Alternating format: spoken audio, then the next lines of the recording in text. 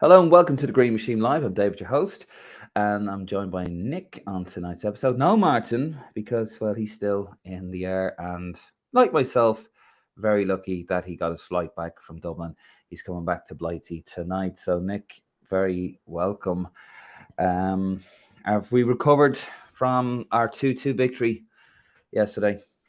Yeah, great 2-2 victory. Martin's going to take a while to recover, though, isn't he? After predicting the score and the team. Yeah, we're never gonna hear the end of that. Now, can I just say, I also predicted the team, but I predicted a 0-0 victory. I predicted a 2-1 victory actually for Ireland. But You did you did. see Did you see Martin yesterday? I should have got a snapshot of it where he's like, "Ma," to his mate Matt Holland, "Ma, I got it right. I got it right." Yeah. Oh god, it's alright. You can take the piss out of him because he probably won't watch it. Yeah, when he's not here, it's fine to take the piss out of him. Send your hate tweets to Prendy Rebel. Prendy M. Prendy, you never get it. It's Prendy M. If we're gonna do, we need to do it correctly. Right. Well, let's have a look anyway of what we got coming up on tonight's program, which we've got up a little bit early. It's a bit cheeky, but we're always late anyway. But Martin's not on it, and we're going up early. Nick, it is Anyway, No coincidence there, no. None whatsoever. So tonight's show, we've got the post-match talk. More of a chin wag, really. Robbie's contract woes. It just won't go away. Dublin Airport's security issues. Pile of shite, if I say so myself. And a personal vendetta for me is gotogate.com. That's notogate.com. And I'm going to explain later on. I thought I'd use my influence to sort of warn people. Come on. I know, I'm sorry. Come on. I fucking hate that word.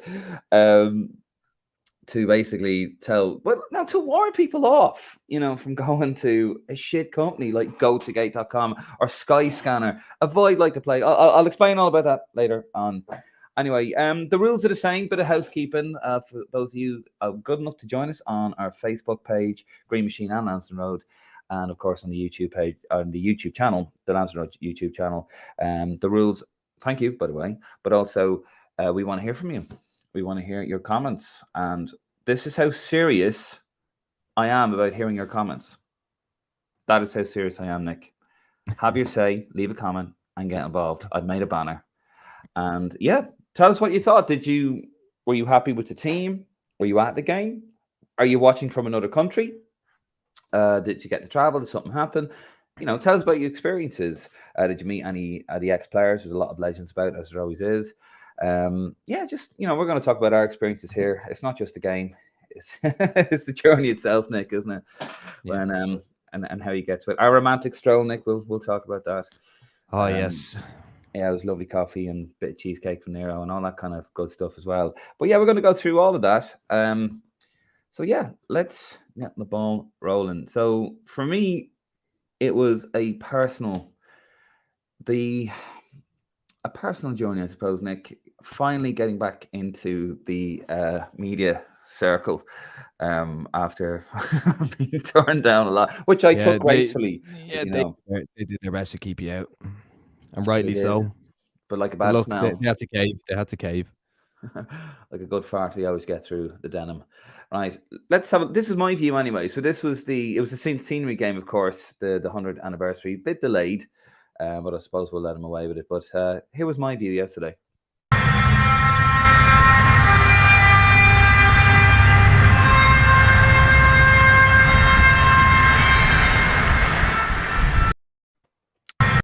Oh, that music was actually from me. My re-entrance into the media arena. I don't know what the fiery stuff was about. Probably the team. That actually was really it's to symbolize your red hair, David. That's what it was. That hurts my feelings, Nick. And no. They pulled out all the stops for you. Absolutely, so they should. Even got a free lunch pack as well. But no, I must admit it was great being back in there. I did miss my lasagna and chips, but no, it was really good. They took care of us. Even got to speak to Matt Holland, and I gave him a piece of my mind, Nick, in the media room about taking my place on the podcast. I mean, Dave, Matt Holland begged us to come on this show. I know he did, and someone had to take the bullet, didn't they? Yeah. Well, when I spoke to him yesterday, nice guy, really nice guy, actually. Lovely guy. Yeah. There would have been a photograph, but I said to him, Matt, I can't. I'm sorry. I'm a media professional now, so I can't do it. But he was very disappointed with all of that. So right, back to the serious stuff. So it was our official 100 game. Oh, I know what I forgot, Nick. And you can see it going across the bottom. We want you to win a signed program signed by Chelsea Ogbeni. I probably butchered that name. I do apologize. Chidozie Ogbeni. Jesus. And Queeving Kelleher as well. So I've done a little graphic for that. So here we are. With a signed program. Chidozie Ogbeni and Queeving Kelleher. Simply like the GM or the Green Machine Facebook and Instagram page. And yeah, that's all you have to do. And you can win that signed program. I don't have it. Martin does. And hopefully he hasn't forgotten he's got it on the plane. And also, please feel free to subscribe to us to all our platforms. We've got loads of our episodes. All of our episodes, not even loads, but we're on loads of platforms. We're on Google Podcasts. We're on iTunes. We're on Spotify. You name it, we're on there.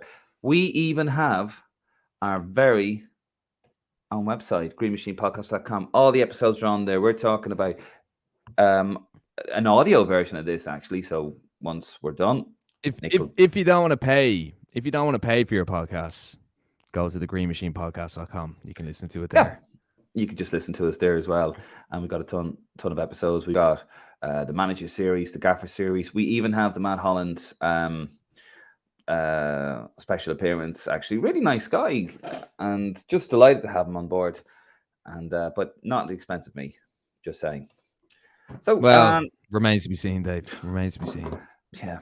So as always, please follow us on the Facebook page, GM Podcast. Please follow lansdowneroad.ie as well. You lovely people. And please go on the website, greenmachinepodcast.com. And yes, that competition, just like the Facebook and the Instagram page, and we will announce the winner at 8 p.m. tomorrow. Nick, have you got a special little hat?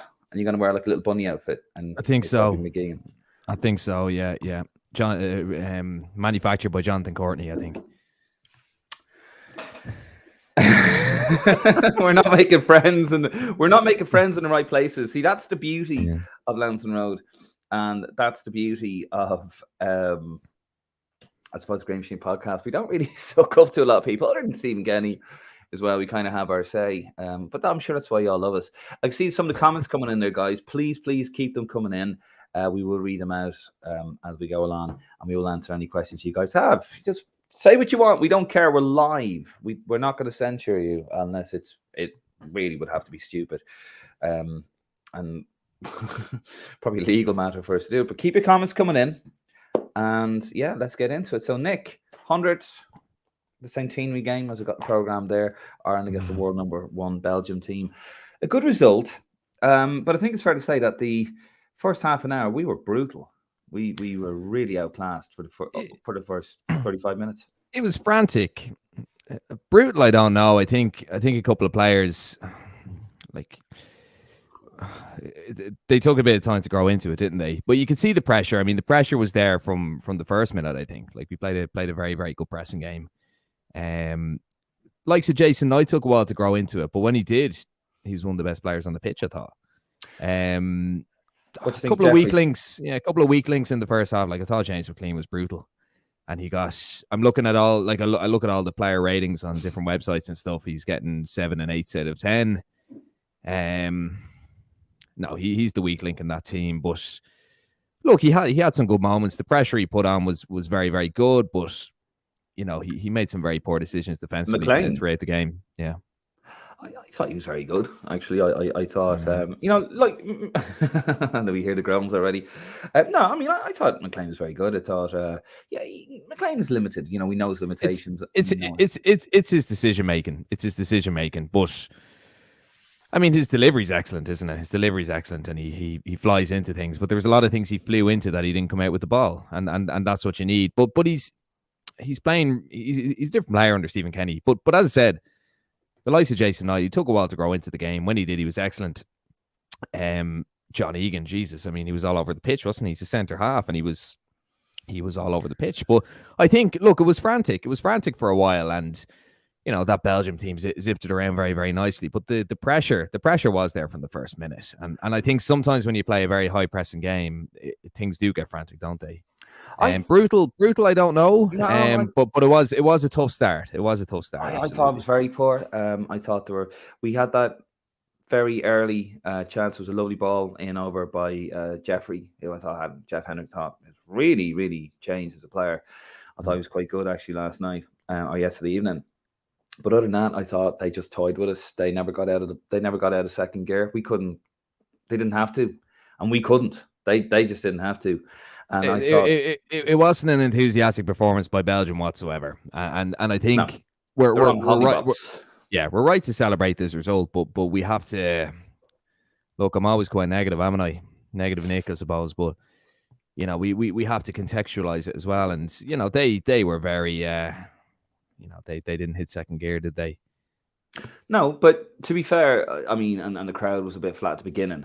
The atmosphere really grew into it as the game went on, and our performance improved. But I just thought the first 30 minutes, first 35 minutes up until the first goal, our first goal, I thought we were really poor. They cut us open, and Seamus Coleman, is he finished in an Ireland shirt? Because I don't think he's going to get it. I don't think he can.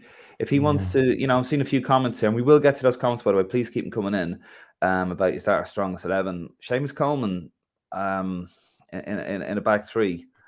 I know. Look, I think for years, like well before Stephen Kenny was manager, I think it was actually when Kyle Walker started playing that position in the World Cup. A lot of people were saying, well, there's a position for Seamus Coleman. And it was very much a romanticized idea for a long time, wasn't it? Yeah. He never got a twist there. But Seamus Coleman's best game for Ireland, in my opinion anyway, in the last 12 months, was against Portugal as a right wing back. And people will say, look, he hasn't got the pace, he hasn't got the mobility now to do that. But I thought he was excellent against Portugal. And then Matt Doherty played off the left, didn't he? I don't hate You McLean. fucking do. I've done nothing but praise him this season. I've praised him every bloody week on our boys in green. Every Monday, I am praising James McLean. You said he was a weak link. But he is. Like there's I can like a player and still say he's a weak link. Look at Kieran Clark. I don't hate him. I don't hate him. Every Monday I am praising James McLean on the Our Boys in Green show. I absolutely agree with Colin there. You fucking hate McLean. You John I Waters. don't hate McLean. Look like no. I thought Seamus Coleman, a very erratic performance, and you cannot have an erratic performance not at a back three, and I was very, very worried about that. Obviously, I had a fantastic view of it, to be fair, and I wasn't on the jolly, by the way, as I'm probably sure some people in the powers that be were a bit worried that he's just looking for a free ticket. I bought my season ticket actually before the game, so before I got the media accreditation. So I was taking up. You didn't go full Henry Sellers. I'll ask you this one, David, though, just on Coleman. If Andrew Omobamidele's fit, because he played in that right-hand side, didn't he? The right-hand side of the back three against Serbia. So if Andrew Omobamidele's fit, who do you have in there? Coleman or Omobamidele? Omobamidele. I know that's going to be controversial. Yes, I said it. I'd have Oma in there over. He was at the game last night. I actually walked past him. You bumped into him, didn't you? Yeah. Yeah, well, I saw him. He didn't come out to go, hey, Harry, I love your podcast. 70 yards away, but you can say you bumped into him. He literally, you cheeky fucker. He literally walked past me when I was making my way around to the press area. I would have him over there because he is the future. Now, I want Seamus Coleman in around that squad because he is a lovely fella. He's a great leader. He's you see... when you kind of look at some people and you go, why is he captain? And you'd have the very obvious ones, such as Roy Keane, for example. You see why he's captain. He's on the pitch, he's screaming at players, and you go, wow, yeah, he's a leader.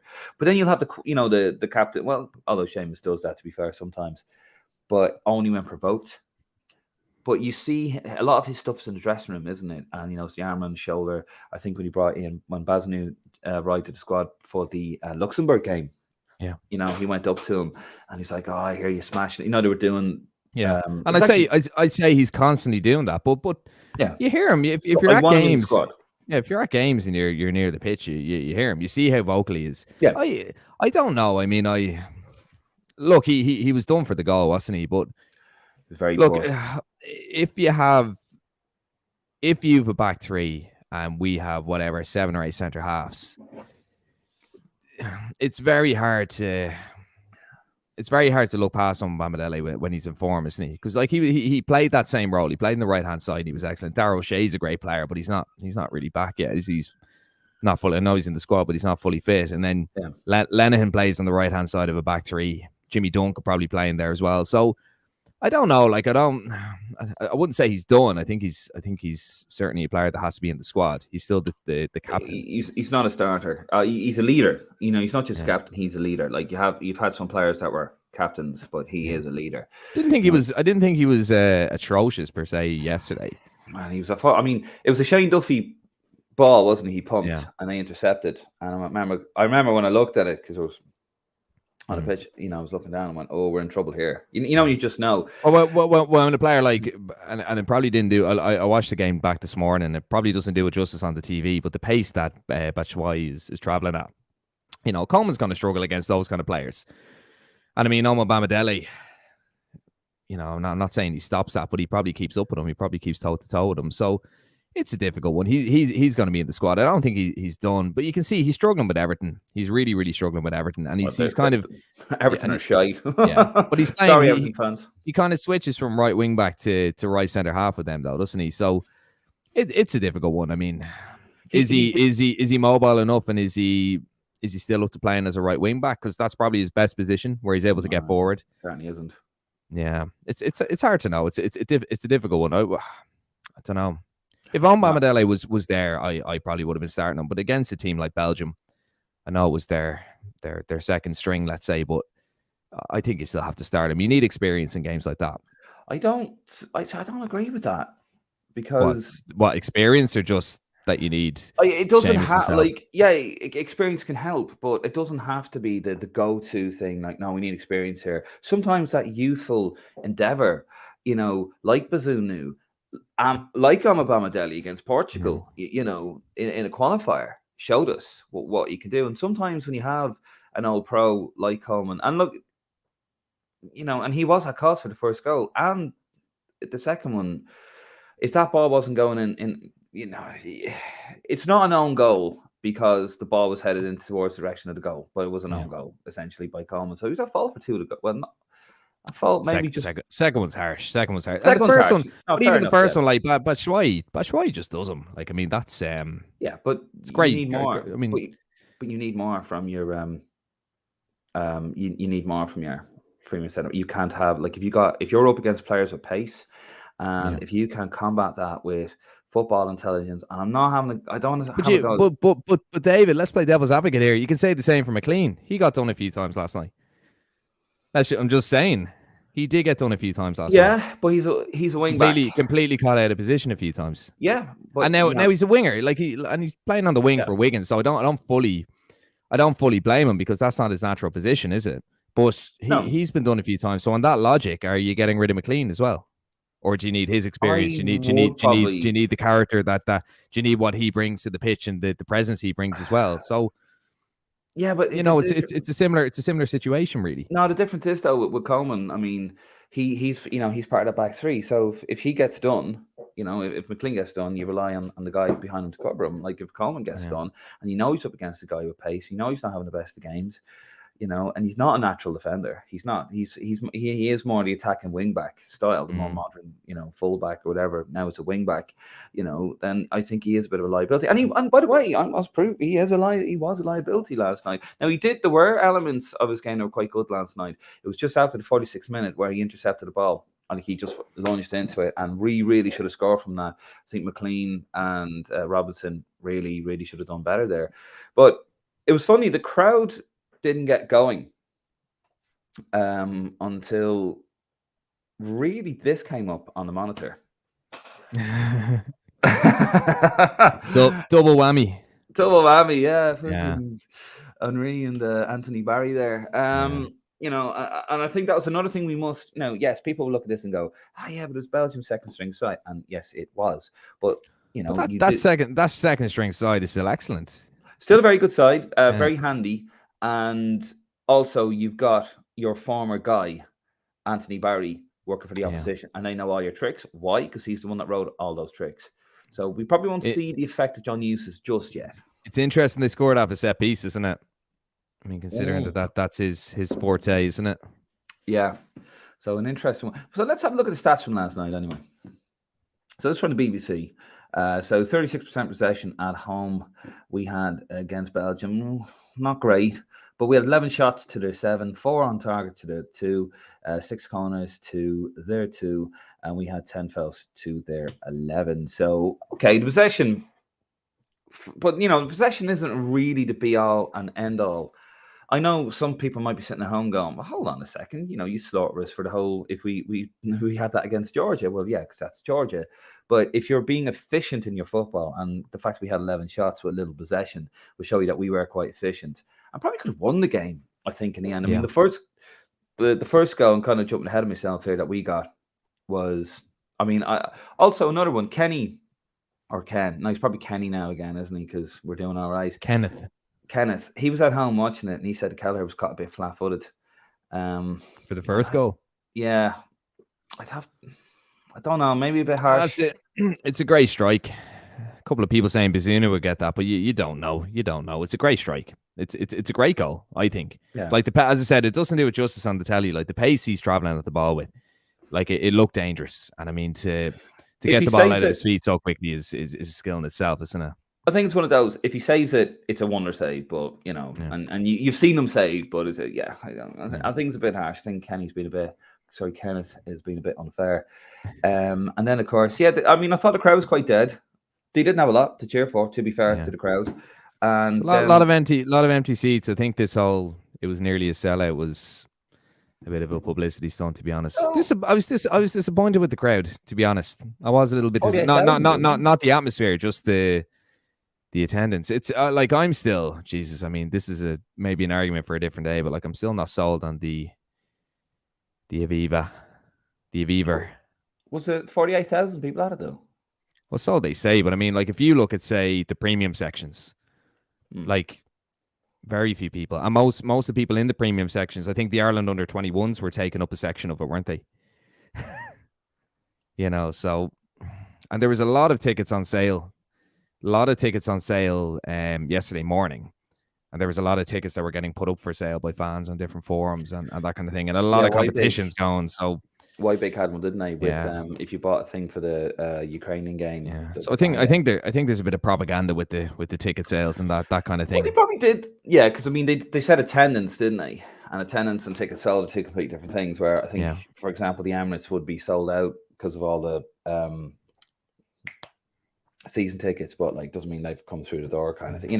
There is that little way it's like, I mean, apart from the singing section, you're never going to get a incredible atmosphere at the Aviva.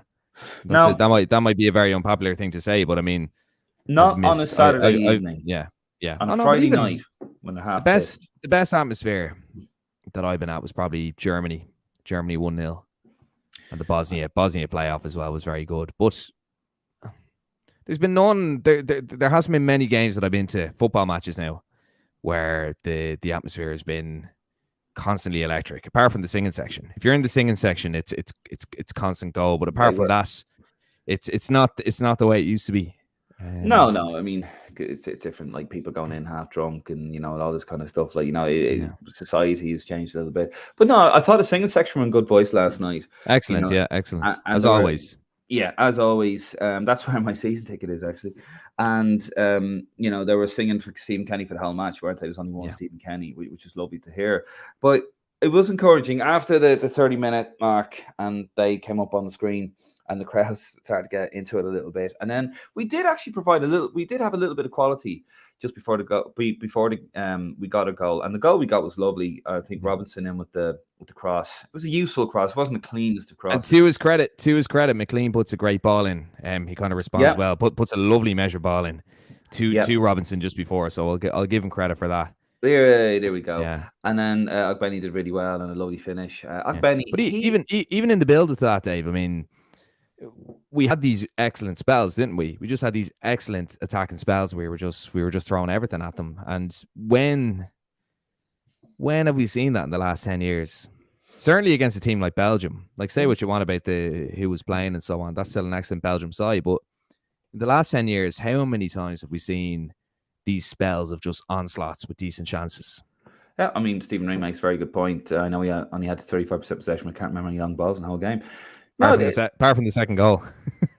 yeah, but I mean, there's long balls, and it's like the Lionel Hutz, isn't it? There's long balls and there's long balls, and Yeah. good for, as Johnny Giles said in Euro '92. I can remember this. It was on YouTube somewhere when Sweden knocked England out of Euro '92, and he said that long balls can be part of good football if they're useful and they're efficient and they're with a purpose. Liverpool, for example, play long balls, but with a purpose. You pick and choose it. Same as Leicester when they won the league. A lot of long balls, but you pick and choose when you use a long ball. If you're just pumping them into corners and bombs away kind of approach. Like you've two examples yesterday. You've Shane Duffy hitting a long ball that ends up with Belgium scoring. Yeah. And then Jesus, who hit the long ball for Ogbene was it Ogbene? And then he flicked it to Doherty. Just before the goal, we hit a long ball and we score off the end of it. So there's two examples of long balls. But as I said, like I just said, Liverpool, they pick and choose when to use the long ball. Leicester, when they won the league, a lot of their goals were long balls over the top to Okazaki and Jamie Vardy. So there's a place for it when it's appropriate.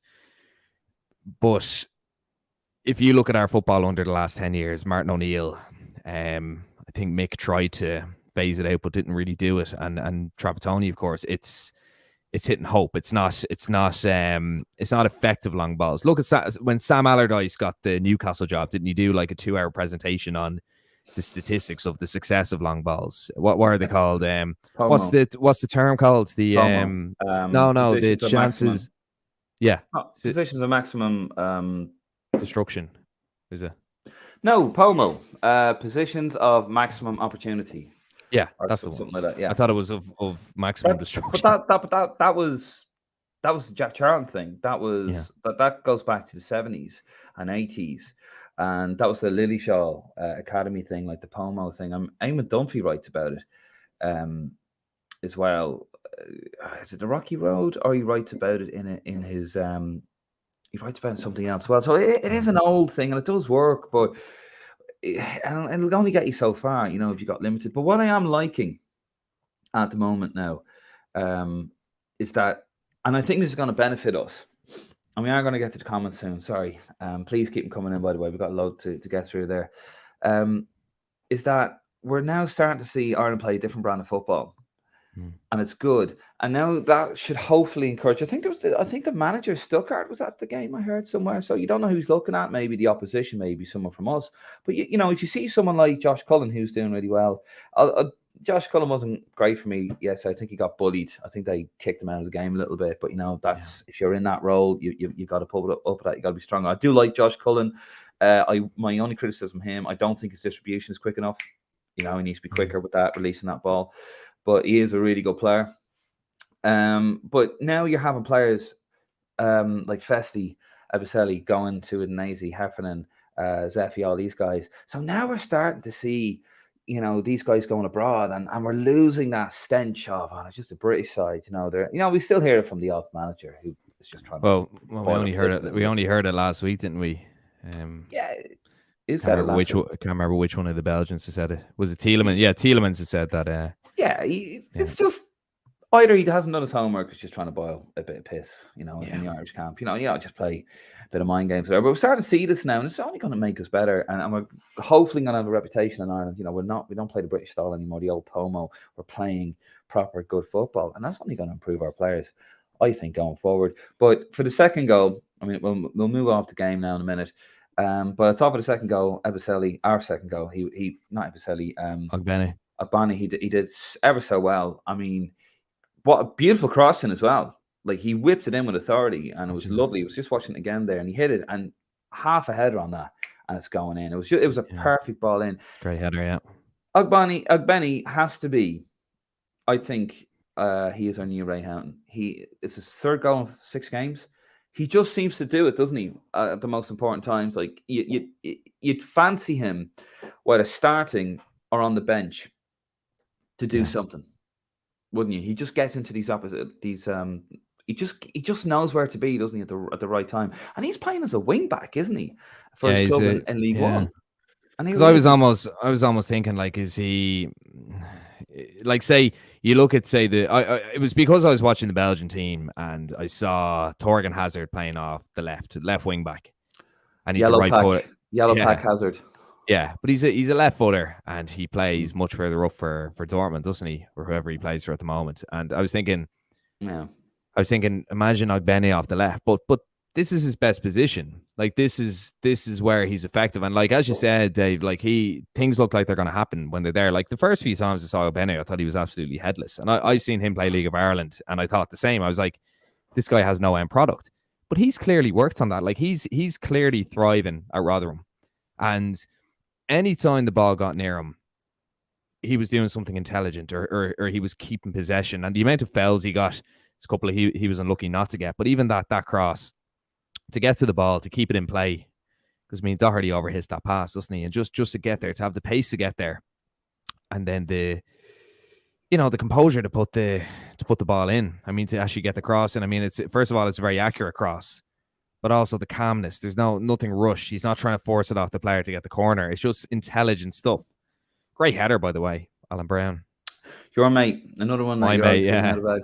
Go on, tell us about how he's not a Premier League player.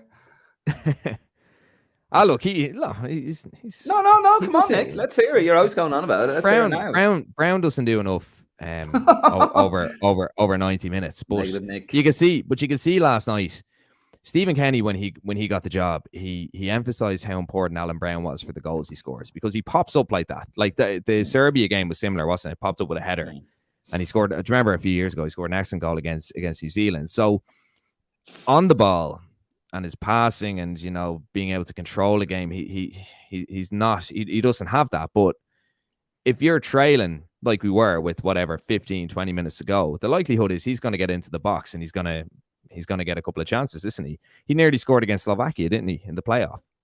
So he gets into as a midfielder, he gets into these positions where he can get goals. And one season he scored 16, 17 goals. So that's, I mean, off the bench, chasing a goal for sure. You have Alan Brown in there, but you don't have him in there from the start. He's not good enough for that. Fair enough. Well, it was a very hearty result. 7 games undefeated. And I must admit, even around the ground, there was a bit of when I eventually left, because I was in the media section, so I didn't go out with the rest of the crowd with the rest of the public, the rest of the ordinary people, Nick, like yourself. Yeah, you're very important now, Dave. Very important now. Very, very important. I went to a house party last night, and my mate Frank, if he's listening, how are you, Frank? He was giving out to me because I was wearing my lanyard at the party. Jesus. But I wasn't. Of course you were. Yeah. I just didn't want to lose the fucking thing. Do you know what I mean? But he's like, "Oh, you look like John McClane in Die Hard 3." He actually sent me a picture. He's going, "I'm going to get someone to Photoshop your face on the Die Hard with a he's going around with the police thing anyway." But yeah, it seemed like a good, really good atmosphere, and there is something. I think there's something special happening here. I think people are happy. Oh, look, I mean, look at the team we put out yesterday, and we know how good Jason Knight is, but you have a Derby County player and you have a Rotherham United player, and there were two of the standout players on the pitch, and that doesn't come from, to an extent, it comes from individuality, doesn't it? But that is coming from Stephen Kenny. I mean, imagine those two lads under Martin O'Neill. Like, Ogbene would be headless. It'd probably put him in central defence. Knight would go missing. So I mean, yeah, and they're good players. I'm not saying they're not good players, but I think under a Ireland manager with very little instruction, I think those two lads struggle.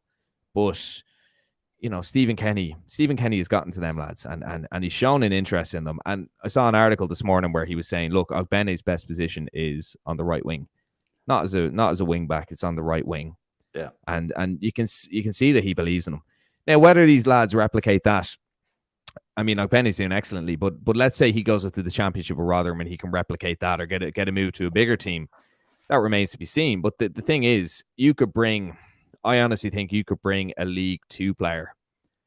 Who we got playing in League 2? I don't even know. But you could bring a League 2 player into that Ireland team, and they would be a better player under Stephen Kenny, I think. Daryl O'Connor, I got a lanyard from one game I done in the media, and I kept it on also, so I know the feeling of slagging David. Good man, Thank you, Daryl. Daryl. It's power. It's power. You know. You have to make the most of these things. I walked into that party with a chick mag then.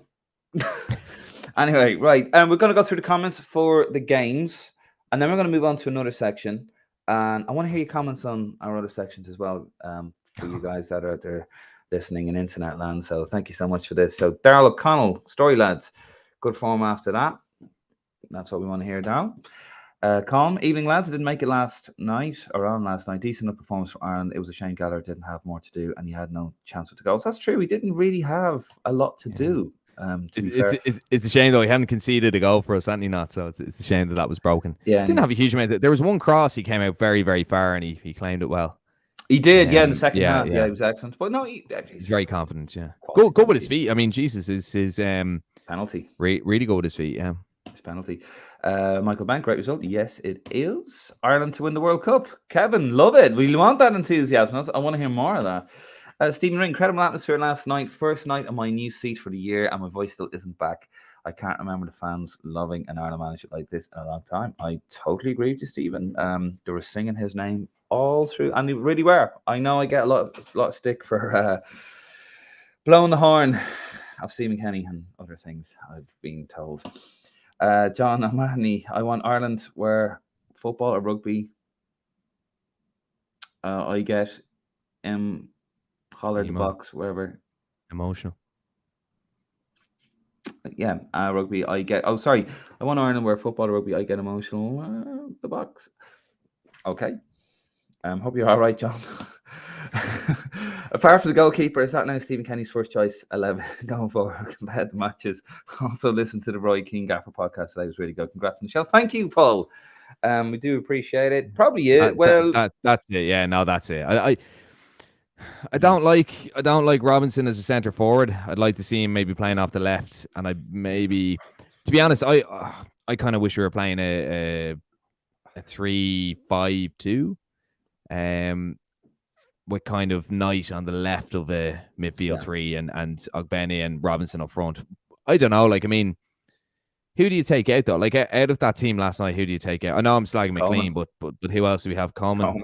Maybe Omar Bamadele for Coleman, possibly, but I still think he's in our strongest 11. Okay, you know. Let's move on. Colin, just a reminder again how much you hate James McLean. Walter's just saying. Darryl, Colin, McLean done all right for me. Let us down taking set pieces though. Cullen's corners look more threatening. That's a fair point. Kieran Boyle, a couple of things. Decent performance. Ogbeni is a star in the making. McLean is well past it. All blood and thunder. Coleman should be phased out too. 34% possession overall is not great against a Belgian B team. Still making basic errors at the back for the goals.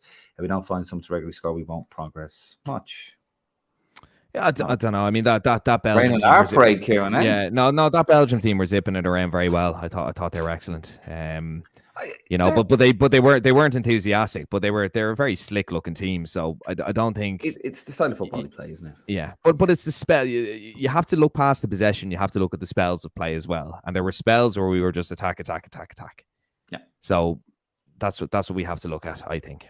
Fair.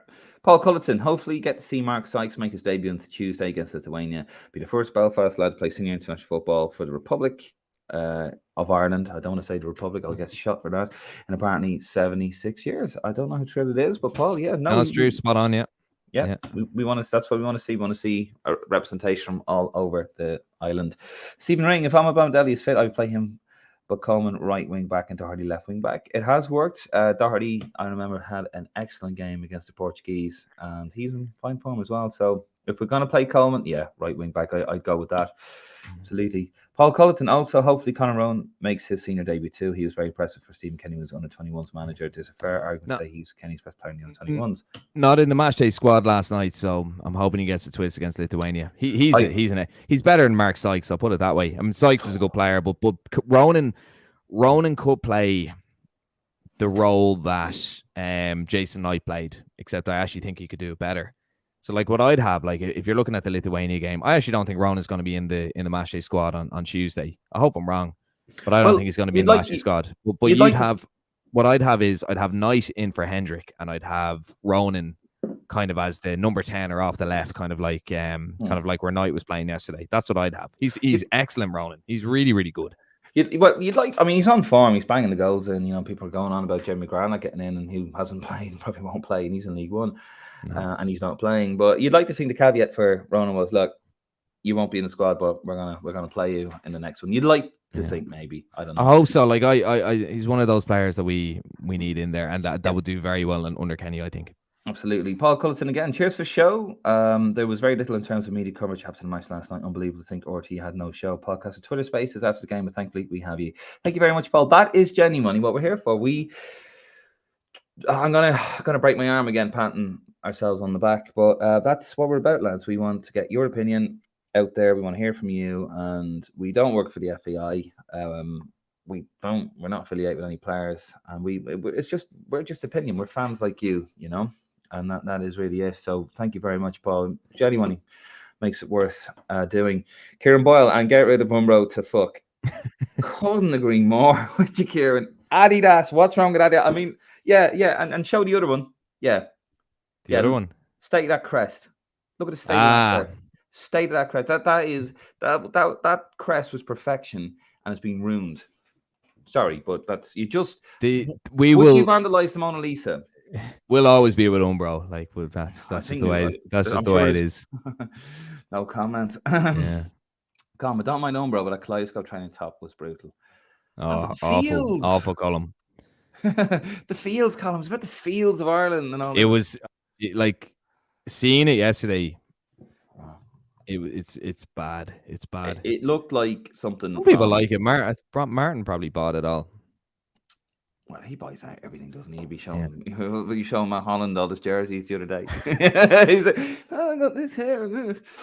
Sorry, Martin. We love you, and we got a comment from there actually. Kevin Dunn replied to Com and had an indirect shot cleared off the line by Denier. That's right, we did actually. Yep, that was the whole... it's a poor shot from him too. Maybe he could have been passing it actually. Robinson doesn't really react, does he? It kind of comes off his heel a bit, but no, I mean McLean completely scuffs that. Stephen Ring, we've read this one out. We'll read it again. Very fair point. Only had 35 possession. This is from Stephen Ring, but I can't remember any long balls in the whole game. Well, maybe long balls in the pure sense of the form where it's just hitting hope, but there was certainly good through balls. I suppose a purposeful long ball is a through ball, really, isn't it? Benny Lafferty, Coleman a poor footballer, so indecisive. Benny, we did well. I don't know if he was always a poor footballer, but yeah, he's struggling. He's really, really struggling. Coleman's 34 this year. He's had what would have been a career-ending injury a few years ago. Yeah, and I think that finished him in terms of going to a tippy-top club at the worst possible time. Yeah. Martin, with his picture of Alex Ferguson. How are you, lads? Just landed Dublin Airport, a joke. Great to see you, Nick, and thanks to all the Ireland fans who mentioned the podcast and gave us feedback. Great trip. I don't want to say hello to me, Martin. That's quite hurtful. I did actually tell him, didn't I? I said, get to the airport, give yourself 3 hours, and he was like, no, I'm in fast track. And then he was like, shit. you have to give a shout out to Skipper as well. Don't forget that. Skipper, yep. If you're watching, thanks very much. Came up and said hello. Always please say hello and offer me money in the street. Rovers fan though. I was keeping my head down. You were a Rovers fan, actually. We were, as you explained, this was around Irish Town, and you were explaining that it was actually that's the original place where Rovers came from. So and Shells were only down the road really as well. Yeah.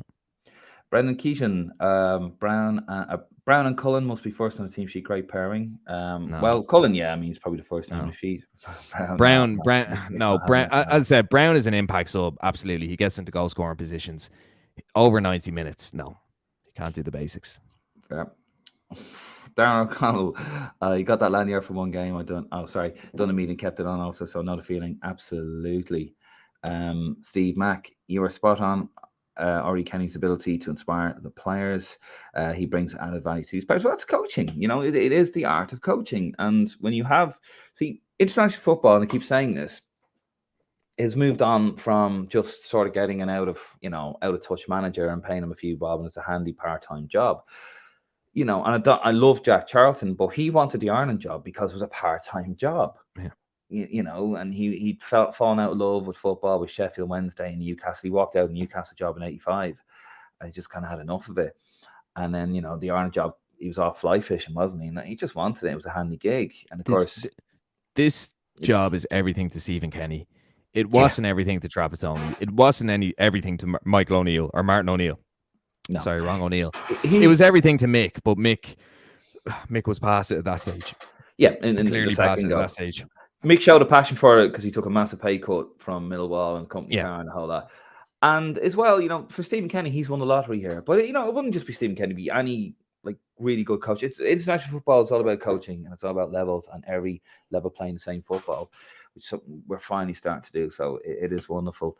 Darrell O'Connell, would you like to see Conor Rowan start against Lithuania? What do you reckon? I would. I certainly would, because love to. In that position where Knight played yesterday and then Knight in for Hendrick, Ronan might need me in the matchday squad. That's my big fear. Sykes, I think we'll get a twist on Tuesday. I don't think Ronan's going to be in the matchday squad somehow. I hope I'm wrong though. Well, we'll find out. Darrell again. Love these comments, Darrell. Keep them coming in, guys. I still have my yellow Viva lanyard. It's good. Said us all right. Yeah, you are a hit at all the parties. I had to fight the women off last night. Had to fight Kenny off me last night. Kenneth off me last night. John Daly, at the match last night, regardless of the so-called B team we played, they were playing to impress the management gave. Oh, that's certainly a take to taking that, John. Ireland kept fighting, which is a plus. We need to find some solutions in the back. As I hate saying it, Coleman might have to take a back seat. We won't go through it again because we've gone through it a lot, but I totally agree with you there, John. Colm again, my mum was watching with me. She doesn't have Sky Sports, and she thought Clinton Morrison was a good addition to the counter. The Dower contribution from Big Mick. Yeah, I didn't see that. I did hear a lot of people giving out about the Sky Sports presentation. I think because England were on at the same time, and probably the usual 30 seconds build up and then straight into it. I think I did hear that Mick was complimentary. If any of you guys, by the way, out there watching this, because we were at it, I didn't see it. So I heard he was complimentary, as he should be. Yeah. Mick always says that he never had an issue with Stephen Kenny. He's a gentleman, Mick. He's not gonna hold grudges for something that was outside of his control. It's not Ken. If he had any issues, and maybe he didn't, it's not Stephen Kenny that he's got the issue with. I don't think. No, not that there was an issue, by the way. We're going to talk about very close to that in a second. And Stephen Ring, I'd love to see Ryan Manning get a start Tuesday. He just doesn't seem to. He did come on, obviously. I think he came on very late, didn't he? Like the 85th minute. Poor when he came on now. But look, I think McLean's gonna get a run on Tuesday, isn't he, to up his caps? Yeah. Manning, yeah, I mean, we've no options there, do we? Apart from Manning, unless you put Doherty in there, and I don't know, you put Seamus right wing back, which isn't gonna happen. So yeah, Manning should start on Tuesday, really. He's never really had a good run for us, Manning. He played against Qatar, didn't he? And he wasn't really up to much, but no, he's having a good season. He's actually playing as a centre half for Swansea, like a left centre half. But he does go into left wing back as well. I mean, he used to be a number 10, wasn't he? Like he was an attacking midfielder. Very all round, yeah. Right. So Darrell Collins, just one more comment on the match. Although, keep them coming, but we're going to change topic. And we will still read them out, folks. Please keep your comments coming in. Darrell O'Connor was a match for Corkman, though. Jenny Brown, and how goes John Egan? As Nick said earlier on, he was all over the place. He was excellent. Egan was outrageous yesterday. Yeah, and we've been centre half, and he was all over the pitch. And we've been critical of him in previous ones, but he's like Jeff. He was excellent. I thought, just looking through the team here, Genny was fantastic. Jeff was good, clean. Doherty, I thought was very good. He was quite useful. Coleman, probably our worst player on the pitch. Duffy, typical Duffy. Although it was a poor ball he gave away. Egan, excellent. Cullen, very good. As I said, but he did look like he got bullied, and they had certainly done their homework on him. Yeah, Callum Robinson got a bit bullied as well, didn't he? I think he did. I think he struggles as centre forward. That little turn, though, I don't know if you remember the turn in the second half. The turn and shot, like, it was excellent. So off the left is his best position, I think. Okay, right. So we'll wrap the game up there. Now we're going to talk, and I want to hear your comments on this. We're going to talk Robbie Keane. He is back in the news again about his contract, and this is a touchy subject for a lot of things. But let's hear your comments. I want to hear what you think about this. So basically, um, so here we are. So Keane demands an apology from Fine Gael. So Micheál Carnegie, who's like a um a spokesperson for the Fine Gael. He's a senator and he's for the Fine Gael sports people or whatever. Like I don't really know what his title is. Never heard of him before either. I don't mean to sound um horrible towards him. But anyway, but he called on Robbie Keane to pay back, I think it was 500,000 euros of his contract. So he signed a 4-year contract, Robbie Keane did, 250 grand a year. It was given to him by John Delaney. It wasn't signed off until Delaney left, I read somewhere in the Irish Times today. So I don't know what's going on there. And basically, it was alleged that he was going to learn the ropes from Mick, and then Mick was gonna when Mick stepped down after the Euros, it was going to be between Stephen Kenny, who was going to be made under 21s manager, and Robbie Keane to fight it out for the main job, for the Ireland manager's job. But then Stephen Kenny dug his heels in and said, "No, I will only take the job if you make me senior manager after the thing." And John Delaney acquiesced. And basically, Robbie Keane, I love Robbie Keane as a player. I don't really know what his job was with the Irish football team. I thought it's like David Beckham a little bit. He was a coach, but I mean, Terry Connor was the coach. He's the assistant manager, as he always is with Mick McCarthy. So I'm not sure what went on there. But anyway, he was deemed surplus to requirements by Stephen Kenny. He has every right to pick his backroom staff. And basically, he picked Duff over Robbie Keane. And I'm not sure what the conversations were, but Robbie Keane remained on the contract without doing a single bit of work for the FAI at 250 grand a piece. And I think he was rumoured yesterday to be at Ibrox. So he was going to appear at Ibrox. I don't know if he did or not. Only so many hours in a day to research this sort of stuff. In the 150th anniversary or 120th anniversary of Rangers or whatever it was, in a Celtic Legends game. And this thing keeps rearing its ugly head, Nick, really. And people, I don't think they're really split on it. I think it's probably 90 or maybe 80-20 in favor of Robbie. We loved you as a player, but you don't need the money that we're aware of. The FAI are in serious shit.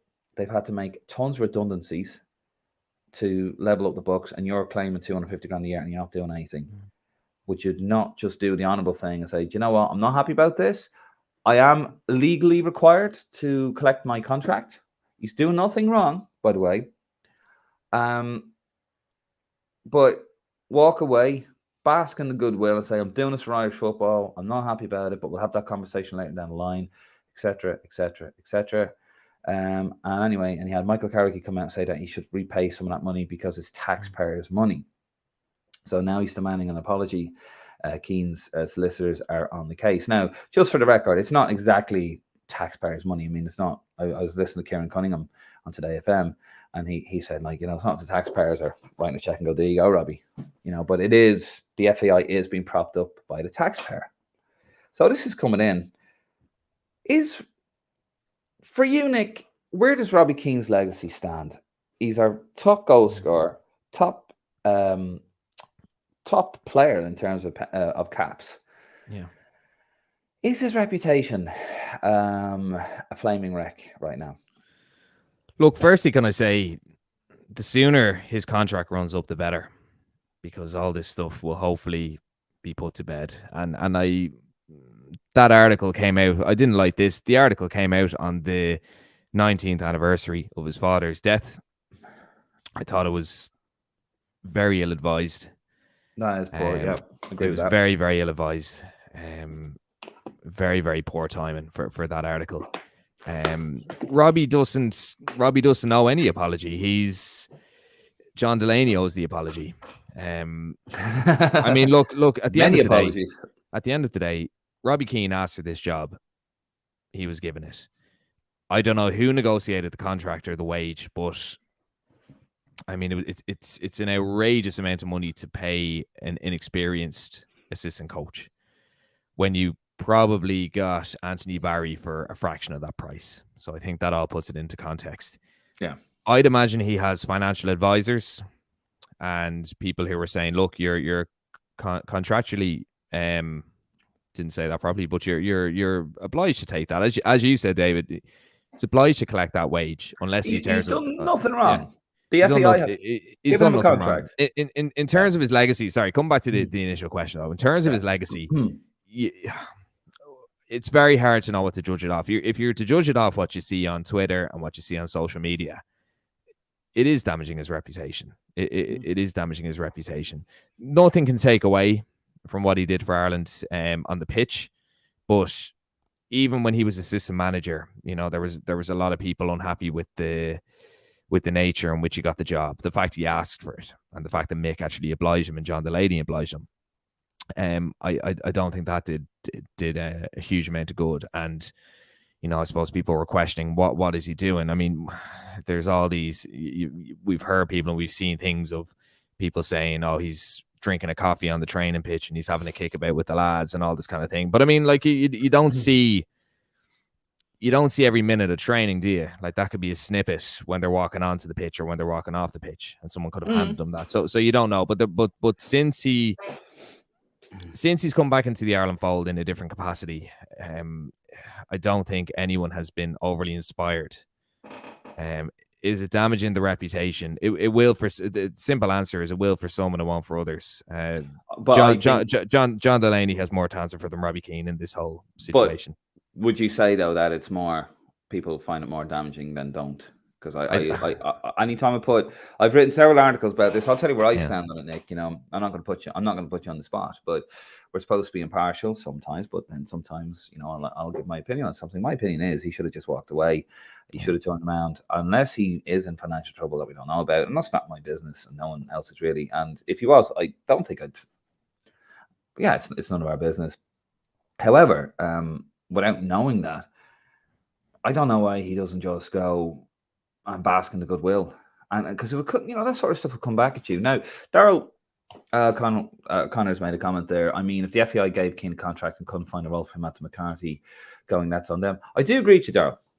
I do. We're getting another. That's actually an interesting point, and that's something that I had in my mind earlier to say, but I didn't. There was an article. Now I don't have the source in front of me, so I can't quote who it's from. But when it became evidential that Robbie Keane wasn't going to come back into the Ireland fold when Mick McCarthy had left, there was a quote in a mainstream article that said something along the lines of that Keane was very frustrated that it was taking so long for a role to be established for him. That was somewhere. Now, as I said, I don't have the source in front of me, so I don't want to say who it was from, but it was one of the bigger mainstream outlets, and it did say that he was frustrated. And the FAI that Robbie Keane was frustrated. Yeah. And see, I think the whole silence, the cone of silence that they put this whole thing under, I think it's more damaging. If there is something where Jonathan Hill's obviously looked at, he's the CEO, and he said, right, I've apologised the way that the association has handled this. Now, I've no doubt that at the time that the association was in a state of flux, excuse me, and even if it wasn't in a state of flux, it probably just would handle it piss poorly anyway at the time. And, and I'm not having to go with the FAI now. This is the old FAI. And I know you're saying that, maybe they came up with, he's very frustrated. I also heard another report that he had a row with Niall Quinn. But I just want to go back to the Daryl O'Connor one there. I mean, you couldn't find out that is on them, yes. But I think it's also, there's a moral obligation for Irish football when you have coaches and you have office staff and people that, good ordinary people who work paycheck to paycheck, rely on this, and they're being made redundant because of some idiot. Some of the best people in the FAI, aren't there anymore. Look at Noel Mooney. Noel Mooney was made redundant, wasn't he? Or he was cut years ago because of the amount of money. Look at the amount of money John Delaney was on. With that, I mean, if you look at roles, if we were to talk about Robbie Keane and roles that he could have done, and it's almost becoming irrelevant, isn't it? Because he's only in this contract for another couple of months, but Keane is on this UEFA executive, this analytic board or whatever. Like, if you look at the job that Frank Stapleton did for years and years and years, scouting the opposition, scouting players, scouting Irish eligible players, maybe in the UK or further afield who qualify for us. They could have given Robbie a very, very detailed portfolio there where they could have said, look, you need to do a full package on all of the opposition. Maybe send them off with someone, do a full analysis and a breakdown, and then maybe go to the UK, meet with lads. What Mick O'Toole used to do, meet with lads that might be. I know people have issues with the granny rule, but look, there are people of Irish descent in the UK and further afield. So get over it. So he could have gone and met the likes of them and maybe endeared them and I suppose there's a whole host of it to them. things. There's a whole host of things he could have done. I don't. For me But personally, what justifies that wage? Even being an assistant manager doesn't justify that wage. But I mean, like, it was the same, wasn't it? And yet again, listen, Kieran Cunningham. We seem to always pay over the odds. Marco Tardelli, Bobby Robson, great Bobby Robson. But we always kind of paid well over the odds for these guys. Yeah. Roy Keane, for example, had his own press conference. It was always kind of weird. Just going to go through some comments here. John Daly, it's very true. Yes, Robbie, do the moral thing and keep the fans as a whole on your side. Fans don't forget, but remember, Cherry would bear fruit of that. We as fans don't blame you. It's a business thing, we know. And long term, this might fire back. What I would say, like we said on the show about a year ago that, didn't we say, wouldn't it be great if he bought a couple of corporate boxes for healthcare workers? And a couple of months ago, didn't he donate a lot of money to the Matter Private? So I'm sure that's come from that. Well, I don't know. I don't know the circumstances, but I'm sure a lot of that money is going to somewhere morally good. So even though we're talking about morals and the morals are stepping away, is that a reaction? Is that because of the backlash? Because we said it. No, not just because. I mean, us as part of he's a very charitable guy as far as I know. I don't know. I don't know. Possibly. Yeah, Robbie's a lovely guy, and he is a classy guy. I'm actually quite, which has probably shocked me a little bit about this, from what I know of Robbie Keane, that this sort of situation will go on. But anyway, so Martin, big fan of mine. Robbie is our top goal scorer, most caps. FAI celebrated 100 years yesterday, and he was not there. As he probably knows, he would not have got a great welcome. Robbie, football legend, should be beyond reproach. Sad he was not there, really. He's entitled to get paid up contractually. They should have sorted this, but it is damaging his legacy. Embarrassing, the silence, respecting Robbie and apologising to him. And can I just say on that, and not because obviously Martin's on with us, but Martin is a true to heart fan. He is Martin epitomizes a proper Ireland fan. So hearing that from Martin, not just because he's our buddy. Loving the pair of you, aren't you? We had a bit of bonding time yesterday, you see. But I bet you did. But I mean, the fact that someone like Martin is saying that it I'm not saying it's representative of the entirety of the Ireland fan base, but that is a proper Ireland fan there, and that's his view on it. So that says a lot, I think. That'd be my view, to be fair. I love you too, Martin. And we have another flip. We have another side to that, and that's it. We want to hear your opinions on this. Steve Mack, I think this time next year, people won't even remember this. If it's hurt his reputation, it's only temporary. That being said, he could have enhanced his rep by giving some of it back. He should have enhanced his rep, in my opinion, Steve. But I do think people will remember this. It's gonna take a long time to forget if as I said, people are losing their jobs in the FAI and grassroots are suffering. And I know people give out about the term grassroots, but that is the area that needs the most money, and they're not getting it. Nope. Stephen Ring, didn't Lee Carsley offer to do what Nick was saying for the FAI, getting Irish eligible players in the UK, but the FAI said no? That probably I think it was coaching. Yeah, I think it was more a coaching role.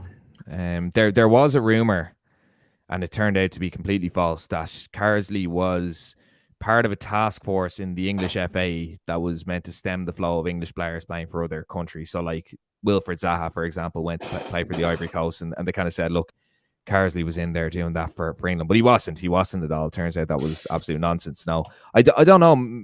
I think it was more a coaching role that he'd offered, and there was a lot of good people who offered their services. Kevin Grogan, who we had on the show in January, he's involved with a company called Rezel.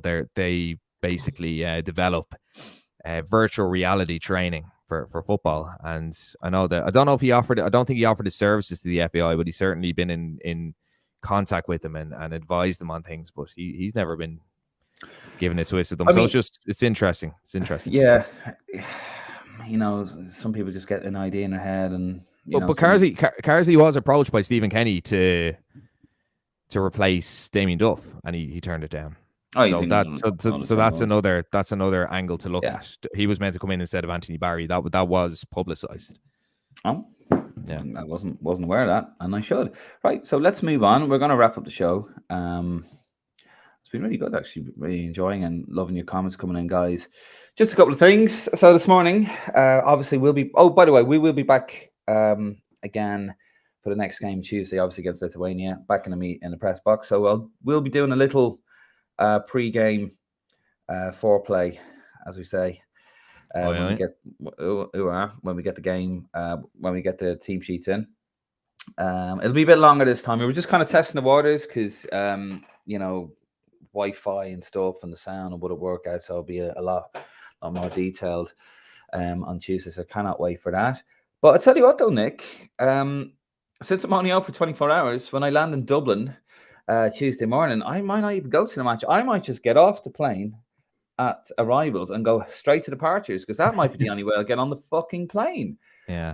I have to say, right, I got there for 4:30 in the morning, okay, and my mate Jay, it's a lion for you, Dave.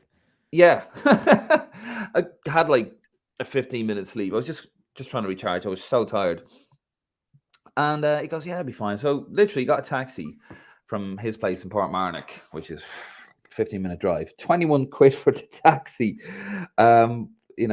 Lovely taxi driver, by the way. I didn't catch his name. I did tell him to get the to get on the podcast. So if you are watching, thanks for that. Lovely fella, actually, and he made the journey. It was a brief journey, but it was an enjoyable one. I was so tired, but like 21 fucking quid for a taxi. You just forget how expensive Ireland is. Yeah, not saying that's his fault, of course. That's just a rate that's set.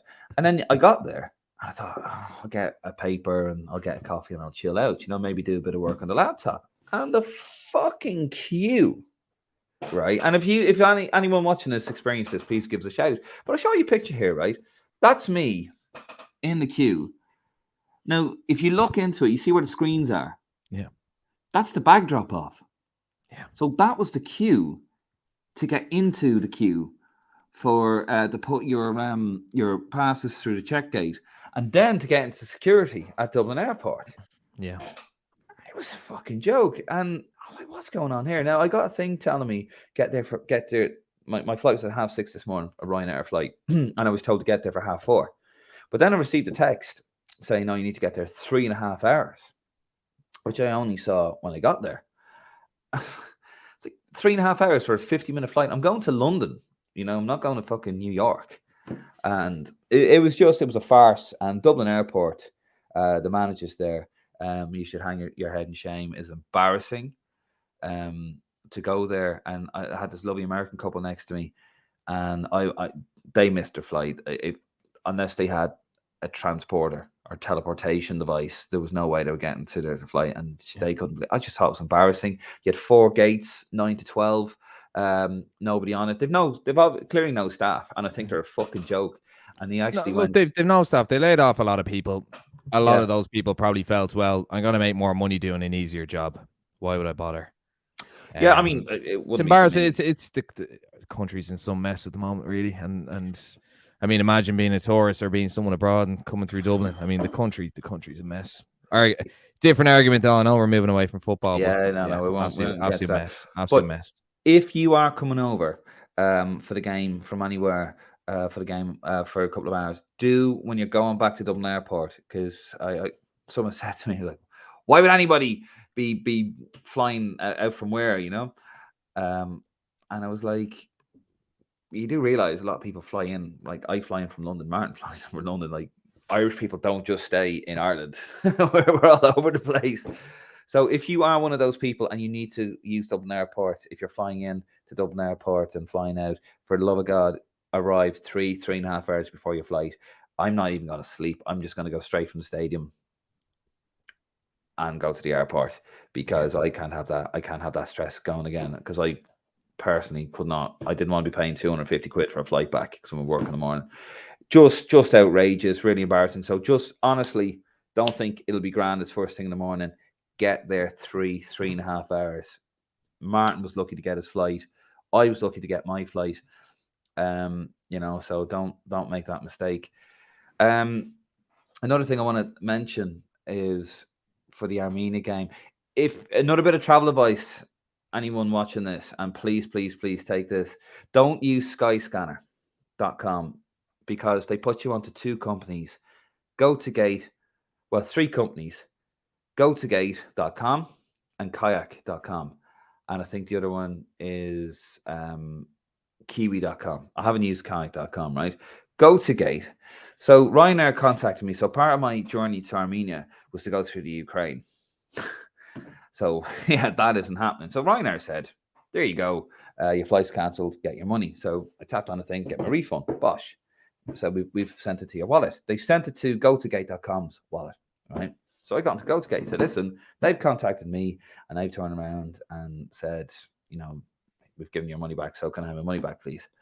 And they were like, no, we haven't received it. So I sent them a copy of an email. And then, anyway, this is going back and forth. And then they said, oh, yes, we'll process your cancellation and we'll refund your money after the £55 refund or cancellation fee. Like, what cancellation fee? The flights are cancelled because it's a fucking war zone. So anyway, don't use Skyscanner, don't use GoToGate, don't use Kayak.com. I've done my money. I'm probably about 300 quid out of the pocket.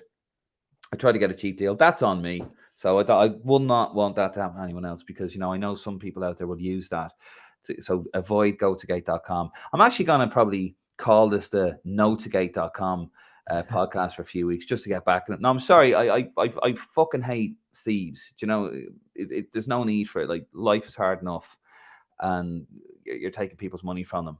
It's a painful lesson I've learned and I don't want anyone else to learn it. So avoid GoToGate.com like the plague.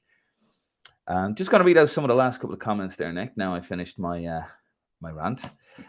John Daly. See ya at Tuesday game. I had a season ticket in the family stand, and the years that passed now, my son has his own, as I do. Apart from traveling to Korea, he came to Poland and France with me. France was his 21st birthday.